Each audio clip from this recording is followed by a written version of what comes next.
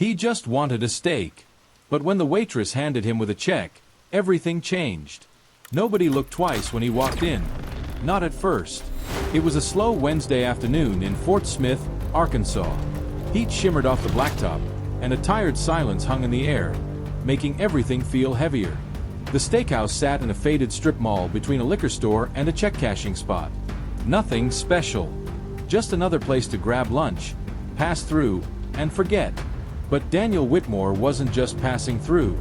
He stepped inside wearing worn denim, boots with more years than polish, a faded cap pulled low, and a brown leather jacket that had clearly seen miles. He moved the way older black men learn to move in unfamiliar places. Calm, quiet, with no sharp edges. Eyes steady, voice low, posture neutral. Not out of fear, out of habit. The young host barely looked up from his screen. "Table for one." "Yeah," Daniel replied evenly. "Somewhere quiet, if it's not too much trouble." The host led him to a booth near the front window. Table 7, facing the room, with a clean view of the kitchen door. Daniel slid into the seat and let his hands rest flat on the table. His eyes moved, not his head. He was watching. He picked up the menu and scanned it like someone new to the place. But he already knew what he wanted. Daniel Whitmore wasn't just a customer. He was the owner. The founder of what used to be a proud southern chain, Whitmore's Chop House. Started with one spot in Tulsa back in '96, grew it into 17 restaurants across 5 states. Then he stepped back, let others run day to day while he focused on operations, partnerships, and lately, fighting to keep his legacy alive. This Fort Smith location was bleeding. Bad Yelp reviews, slow ticket times, staff turnover, numbers that didn't add up. His team had excuses. Daniel didn't want excuses. He wanted truth. Unfiltered. So he came himself. Unannounced. Undercover. The restaurant was half full. Quiet. Tired. The servers moved like they were walking on eggshells, and the kitchen staff barely peeked out through the swinging doors. Then she walked up to his table. "Afternoon, sir. My name's Jenna.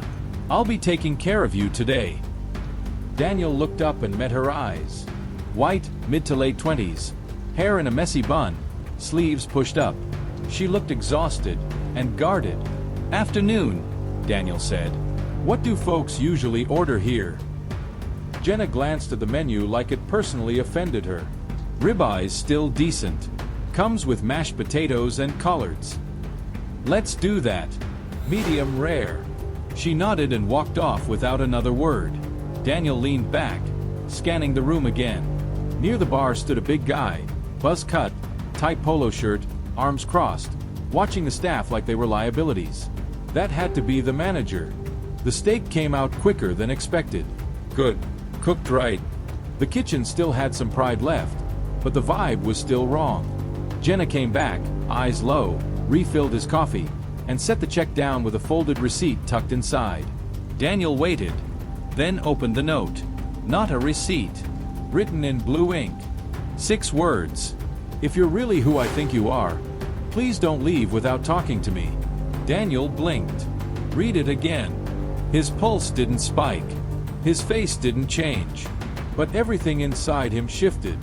Across the room, in the reflection of the window, he saw her, Jenna, watching him but not directly. She was serious. He had come for answers. But now he knew he was sitting in the middle of something bigger than missing money. Whatever this was, it had roots. He sat still, gripping the note under the table. In 6 short words, Jenna had confirmed 2 things. 1. She knew exactly who he was. 2. Something bad was happening here. And it wasn't about slow service. Daniel had seen this before. Not in this exact way, but in spirit. People working scared, managers hiding things, stories buried under routine. But here, someone had actually reached out. Quietly, bravely. He glanced toward the kitchen again. The big guy, Bryce, he'd overheard earlier, still stood near the pass, pretending to read a clipboard. But Daniel could tell. Bryce was watching everything. Not just the food, the people. The kind of manager who wanted fear more than respect. Daniel stood slowly, dropped a few bills on the table, and walked toward the front. The host mumbled, "Have a good night, sir." Daniel didn't respond. Instead of heading straight out, he turned down the narrow hallway marked employees only. Behind him came Bryce's flat, suspicious voice. "Sir, restrooms are on the other side." Daniel paused, turned slightly, looking for the manager. "That would be me," Bryce replied, sharp but sweet. "You free to talk?" "About what?" "Just a word with my server." "You got a complaint, you bring it to me. You don't pull my staff off the floor. That's not how this works." Daniel looked him square in the face, calm. "Then I guess you'll have to get used to it working different." There was a long pause. Bryce studied him, then scoffed. "She's probably in the back closing up." Daniel turned without another word. He found Jenna carrying a crate of lemons. Her eyes widened slightly. Fear, urgency. "What are you doing back here?" she hissed. "Got your note," Daniel said. "Now talk." She pulled him into the storage closet. The small space smelled like cleaning supplies and burnt fryer oil. "I wasn't sure you'd even stay," she said.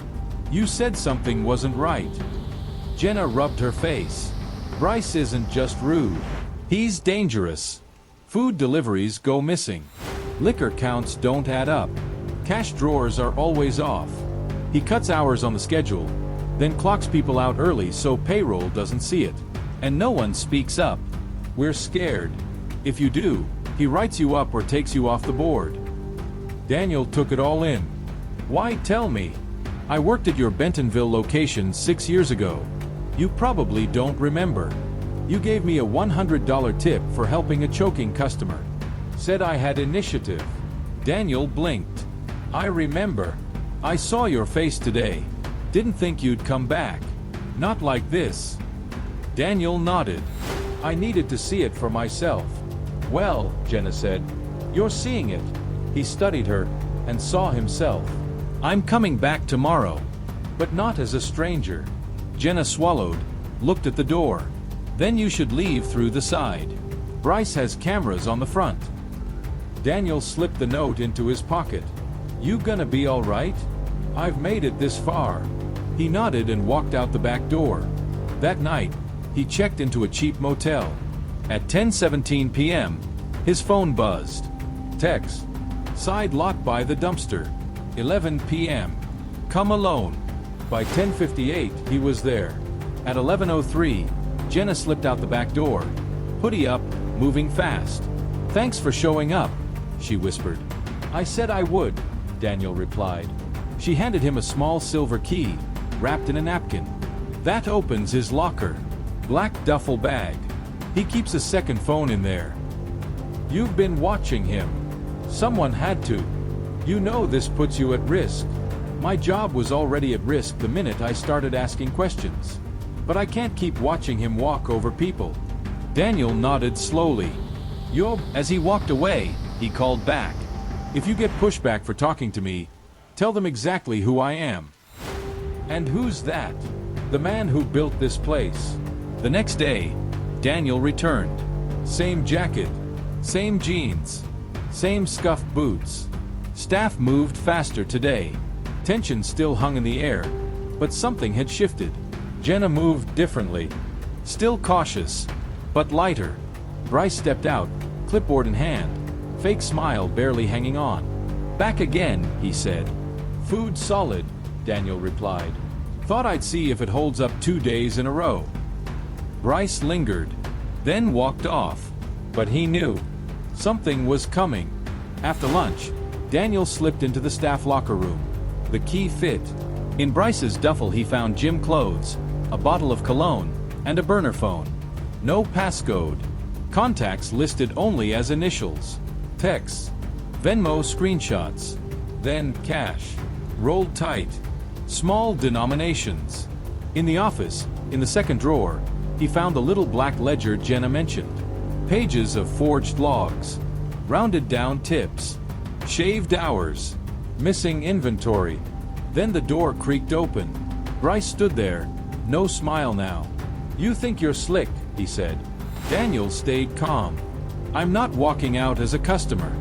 I'm walking out as the man whose name is on the lease." Bryce froze. Daniel stepped closer. You've been stealing, threatening people, covering your tracks like a rookie. But paper never lies. You think this ends with me? Bryce sneered. I already know how deep it goes, Daniel said. The next morning, his phone rang.